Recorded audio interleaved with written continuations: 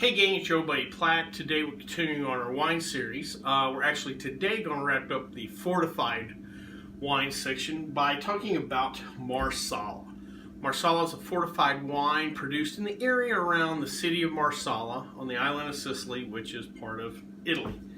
Marsala was granted DOC status in 1969. Like port and sherry and Madeira, the other fortified wines, this wine was fortified to last through long seagoing voyages. The name Marsala itself comes from the ancient Greek warlord Marsala. Unlike the other wines, Marsala has pretty distinct history in the sense that we can tie it to certain individuals, a certain timeline, where the others were more kind of organic histories. In 1773, an English trader named John Woodhouse came to Marsala, and he started consuming the local wine. And he noticed a lot of similarities between it and port and sherry, and realized that a fortified Marsala would sell huge in England and the English territories. So he started doing the research into it and found that the locals used a method they refer to as perpetuum. It was very similar to the Solera system that was used to make sherry, in the sense that you have multiple barrels stacked up and then you would blend from one barrel to another, what have you. Well, this ended up adding to the strength of the wine, the alcohol level, and made the wine a little more hardy.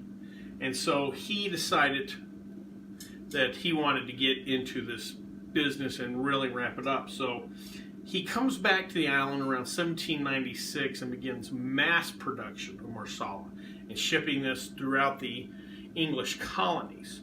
Eventually, this leads to other people getting into the Marsala business. And in 1833, a gentleman named Vincenzo Florio starts buying up land around Marsala and began producing his own Marsala. Florio gains some success and starts growing the business to the point that he eventually buys out Woodhouse and becomes the major producer of Marsala. And Florio's company still to this day is one of the two major producers.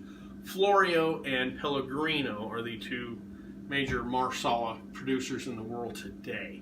Marsala comes in anywhere between 15 and 20% alcohol by volume. As far as the grapes to use make Marsala, the white grapes they'll use are Grillo, Enzolio, Cadarato, and Damasceno. Those are the white grapes. As far as styles go, we have Oro, which is a golden color Marsala. We have Ambra, which is amber in color.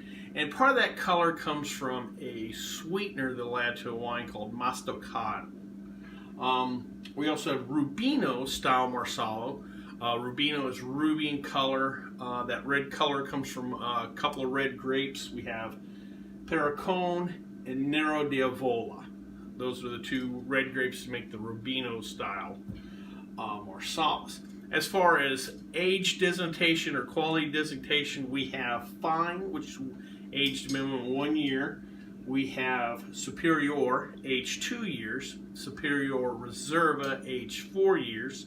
And then we get to, it can be either announced Virgini, or it looks like it's spelled Virgin, but it's Virgini, or Soleris style. That's 5 years. And then we have Soleris Stravicchio or Soleris Reserva, which is aged for a minimum of 10 years. Marsala, like sherry and Madeira, is important for cooking, but it's probably even more so, probably more desired in the culinary world than the other two. Used for specific dishes. The dry style is used namely in chicken Marsala, which is probably the most popular dish it's used for.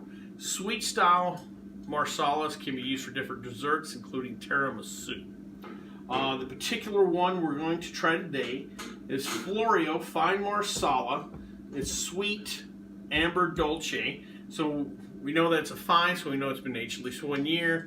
The amber, we know that what color we're getting. We also know that there's a sweetener in there. We're also told that it is sweet, so kind of redundant.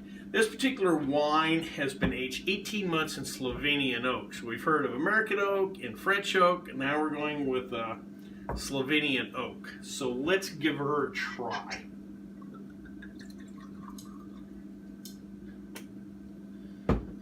All right, similar in color to Madeira. Like I said, looks almost like a watered down cola as far as color. This might be a shade darker than the Madeira I last tried. Let's give it a try.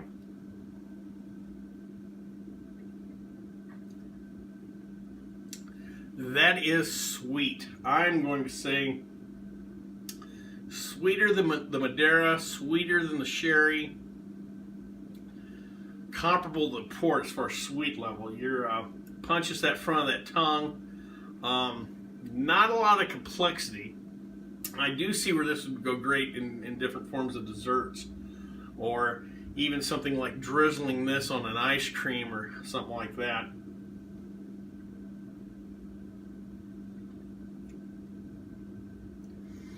Ever so faint wood notes, but I'm going to say sweetness dominates it.